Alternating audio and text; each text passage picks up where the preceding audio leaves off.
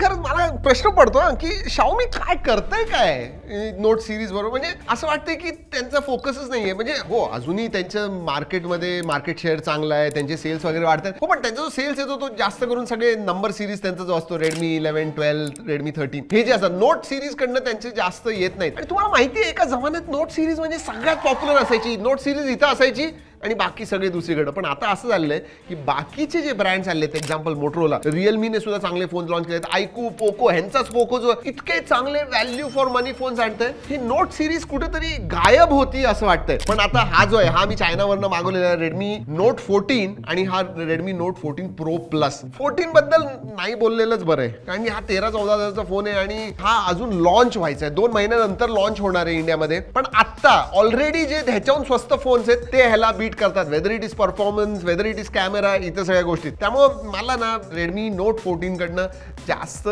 अपेक्षा सुद्धा नाहीये. मी जर सांगितलं की ते हरून जाणार आहे पूर्ण ओशन मध्ये, they are going to drown literally. बाकीचे ब्रँड चांगले करतात. But let us talk about Redmi Note 14 Pro Plus.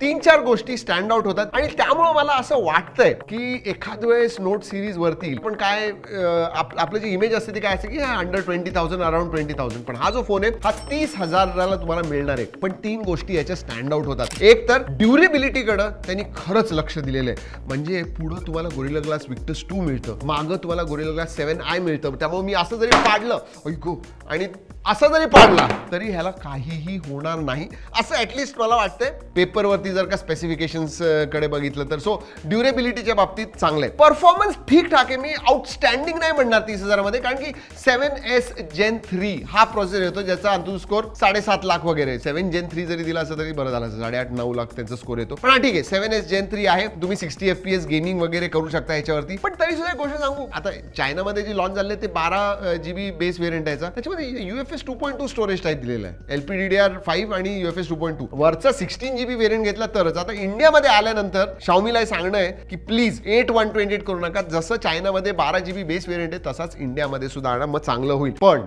दुसरा सगळ्यात मोठा हायलाइट ते म्हणजे बॅटरी. 6200 mAhची बॅटरी येते मित्रांनो.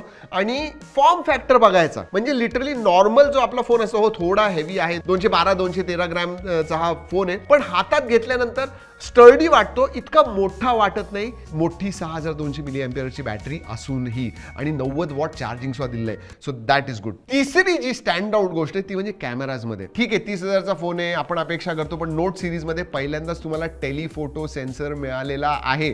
मागचा जो कॅमेरा सेटअप आहे तो 50 मेगापिक्सेल प्लस 50 मेगापिक्सेल प्लस 8 मेगापिक्सेलचा आहे.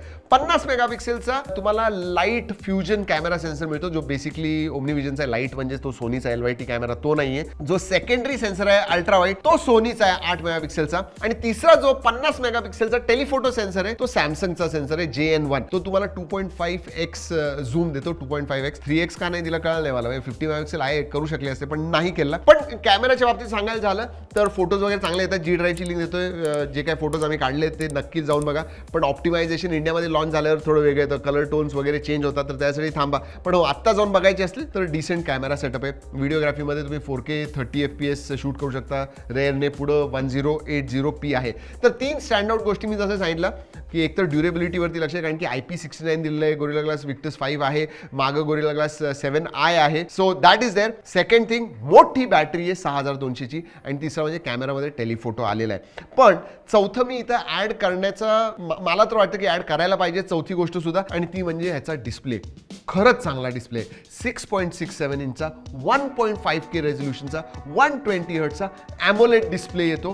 3000 निट्स ब्राईटनेस झालाय. जे ऍस्पेक्ट रेशिओ आहे जर का तुम्ही ह्याचे बेझल्स बघितले, चिन बघितले, एकदम पातळ आहे. कर्व्ड AMOLED डिस्प्ले येतो. खूपच छान डिस्प्ले आहे. डॉल्बी विजनचा सपोर्ट येतो. जनरली तुम्हाला 30,000च्या फोनमध्ये जो फार क्वचितच तुम्हाला डॉल्बी विजन मिळतं, त्यामुळे मल्टीमीडियासाठी चांगलं आहे. आणि इव्हन ऑडिओ जे क्वालिटी आहे, स्टिरिओ स्पीकर्स दिलेत ते खूप चांगले आहेत. तर तुम्हाला जर का मल्टीमीडिया महत्त्वाची असेल, तुम्हाला जर का बॅटरी खूप जास्त महत्त्वाची असेल, तर आरामात ही 2 दिवस जाईल, कारण की 4nm प्रोसेसर आहे, तर पॉवर एफिशियंट प्रोसेसर आहे. 2 दिवस तुम्हाला बॅटरी जाणार आहे, काहीच प्रॉब्लेम होणार नाही. तुम्हाला तुमच्या हातातनं फोन सारखा पडत असतो, तुम्ही डेफिनेटली ह्याच्याकडे बघू शकता. म्हणजे ह्याचं जे IP69 सर्टिफिकेशन आहे ना, ते तर असं आहे की तुम्ही दिवसभर 2 मीटर पाण्यामध्ये हा दिवसभर जरी फोन ठेवला तरी ह्याला काही होणार नाही, हे असं सर्टिफिकेशन त्याला मिळालं. त्यामुळे durability, display, camera, you know, these are the things that make pro plus, Redmi note 14 pro plus stand out, हे मी डेफिनेटली सांगेन.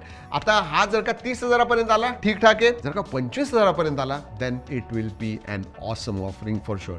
जेव्हा येईल त्यासाठी आम्हाला ऑब्व्हियसली व्हिडिओ करणार आहे, तुम्हाला सगळं काही सांगणार आहे. जेव्हा फोन येईल डिटेल्ड व्हिडिओ करणार आहे, त्यासाठी नक्की थांबा. तसं तुम्ही सांगा मला की Xiaomi या ब्रँडबद्दल आणि त्यांच्या फोन्सबद्दल आणि एस्पेशली नोट सिरीजबद्दल तुम्हाला काय वाटतंय, खाली कमेंट्समध्ये नक्की सांगा. हॅव दे लॉस्ट देअर वे असं वाटतं तुम्हाला? चला मित्रांनो, या व्हिडिओमध्ये एवढंच. पुढच्या व्हिडिओपर्यंत जय हिंद, जय महाराष्ट्र.